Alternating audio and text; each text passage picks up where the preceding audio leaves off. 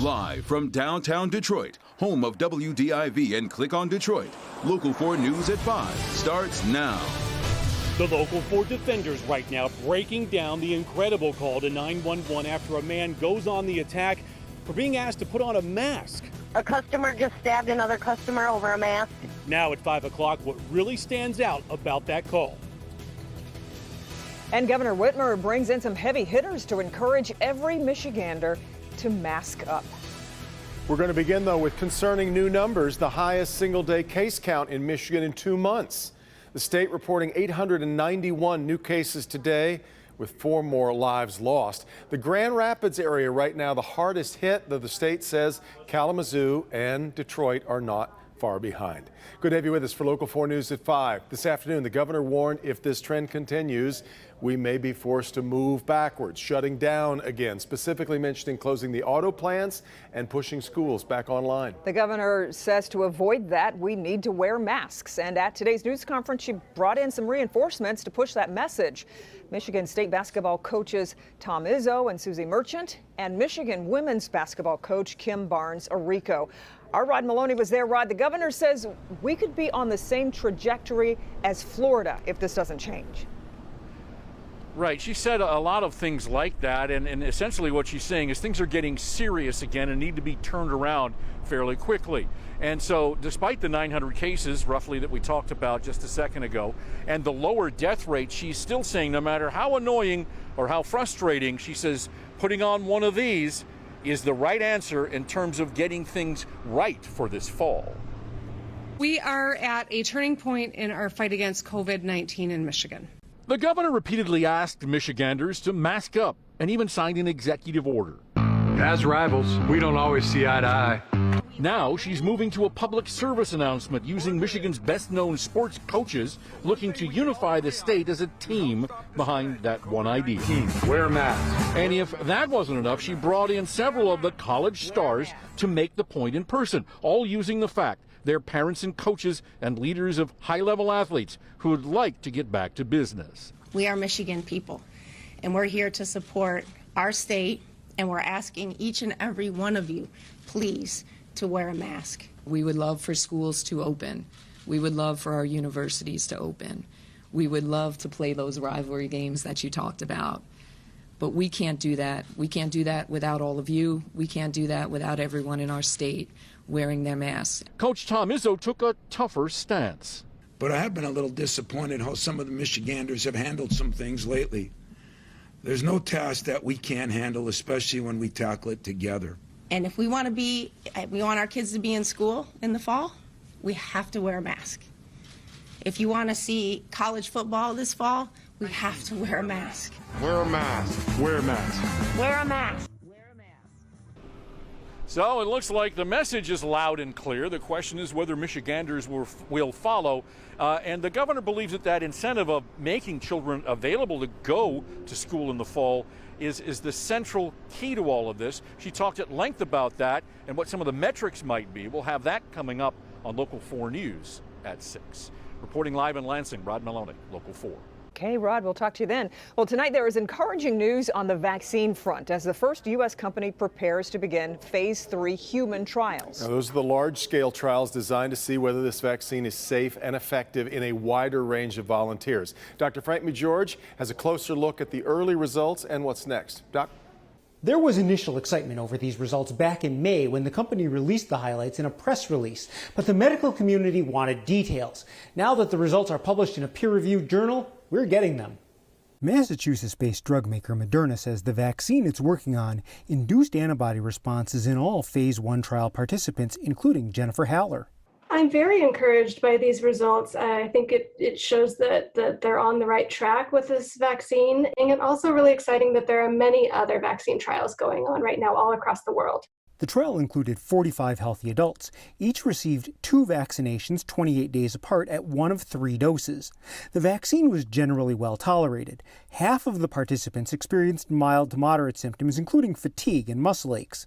The results were published in the New England Journal of Medicine. The researchers say that after the second dose, All 45 participants developed neutralizing antibodies, the type you need to fight the virus. According to the study, the antibodies were at levels up to 4 times the amount found in patients who have recovered from COVID-19. Our vaccine generates neutralizing antibodies to levels that seem to be higher than what you get with a typical infection. And that's important because even if immunity wanes over time, the higher you start, the longer the runway until it wanes. Up next, Moderna plans to enroll 30,000 adults in a phase 3 trial that's set to begin July 27th.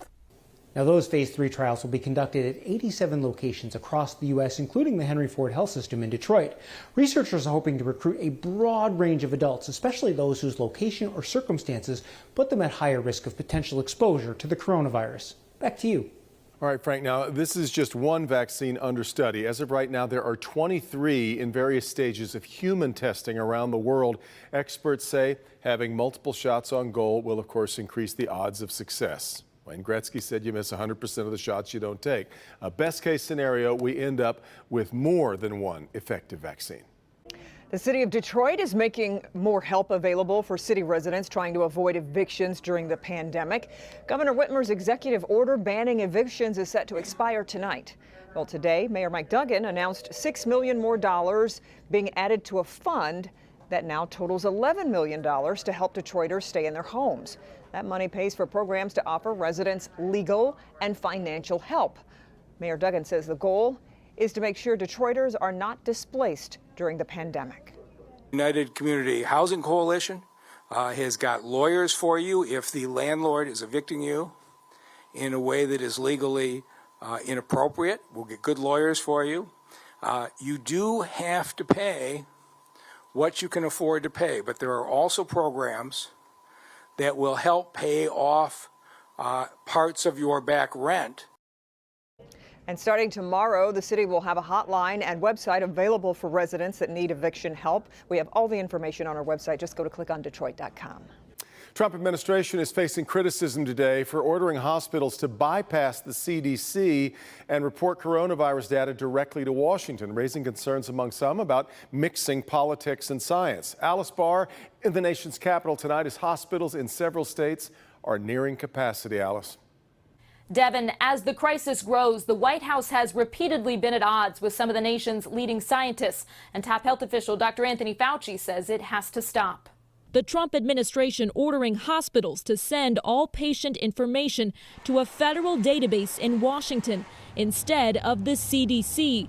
The Department of Health and Human Services claiming this will streamline the system. We're all in the same team. But many medical experts are wary. This might be perceived as political. It could actually be political. The CDC has been sidelined, and this is just another example of it. It comes as the head of the CDC issues a grim warning. I do think the fall and the winter of 2020 and 2021 are going to be probably one of the most difficult times that we've experienced. And in another attempt to undercut the nation's leading infectious disease expert, Dr. Anthony Fauci, one of President Trump's top economic advisors, Peter Navarro, out with a scathing op-ed accusing Dr. Fauci of being, quote, wrong about everything I have interacted with him on. Well, he made a statement representing himself. He shouldn't be doing that. No, I have a very good relationship with Anthony. In a New Atlantic interview, Dr. Fauci calling White House attacks against him bizarre and completely wrong, saying it ultimately hurts the president. President Trump is in Atlanta today, where Georgia is in the throes of one of the country's worst outbreaks. But the presidential visit is focused on infrastructure, not the virus. On Capitol Hill today, the Senate's top Republicans said the next coronavirus relief package will have a heavy emphasis on education, with financial incentives for schools to reopen. And he expects it will be costly. In Washington, Alice Barr, Local 4. All right, Alice, coming up in our next half hour, we're looking more into the impact the coronavirus will have on the school year. Wayne State announcing its plans for the fall just today, and teachers setting a new list of demands if they return to the classroom. Our 911 calls paint a chaotic picture inside a mid-Michigan convenience store when a customer was stabbed in a fight over a mask. It's a confrontation that ended with police shooting and killing the suspect in Eaton County. Local 4 defender Sean Lay got his hands on that 911 audio. And Sean, the call was made by the Quality Dairy clerk who was afraid the man was going to come after her next. Absolutely, Kimberly. I want. What's the location of your emergency? Quality Dairy on 7120 Lansing Road. A customer just stabbed another customer over a mask and then took off out of the parking lot inside of my store. The clerk at the Quality Dairy was calm, and she was able to provide key details to a 911 dispatcher after 43-year-old Sean Rice stabbed a 77-year-old customer inside her store Tuesday morning because Rice wasn't wearing a mask and was asked to put one on. The person who got stabbed, where are they at? He's an older male. He's still in my store. The guy was threatening all of us, so I got in my car to call so that he didn't come after me. Away from the store, an Eaton County Sheriff's deputy found Rice. Body camera and home security camera video show him armed with knives coming towards a deputy. She opened fire, killing him. Back at the store, the focus was on the man who was stabbed. He's awake and breathing. Where was he stabbed at? Let me go in and see here. How is he doing? They said he's not doing well. It looks like he was stabbed in the neck. In the neck? Is the bleeding repeatedly? serious? Okay. Yes. Multiple times? Yes. Get a clean, dry cloth, okay? And we're going to put it over the wounds. Help is coming. Try to keep him comfortable. Don't let anybody touch anything. They're going to want to see, obviously, videotape, all that kind of good stuff, okay? The cops are here. Okay. Can I I'll let hang you go up? talk to him. Thank you, dear. All right. Bye. Well, that's our Sean Lay reporting. We'll continue to follow the reaction and fallout to that story. Now, just into the newsroom this afternoon, Supreme Court Justice Ruth Bader Ginsburg has been discharged from the hospital. She was admitted to Johns Hopkins in Baltimore yesterday for a possible infection. The 87-year-old justice underwent a procedure to clean out a stent that was placed back in August of last year. Supreme Court spokesperson, though, says she is home and now doing well. All right, just getting started on this Wednesday. Let's check in with Ben. Hi, Ben. Hey, Kim, Devin. Yeah, got a little bit more heat today, but we do have those 90s that are knocking on our back door. Good news in the 7-day forecast, but we'll also talk storms as well. That's next. A new problem for Michigan unemployment, and this one involves employees on the inside. I'll take you inside the investigation coming up in my Help Me Hank report. Okay, Hank, and Amazon announces plans to expand in Metro Detroit. The new facility expected to bring hundreds of jobs and get you your packages faster. And there's rarely an empty seat on game days. Today, the University of Michigan revealed its plans for the Big House if there is a football season in these coronavirus times. We'll be right back.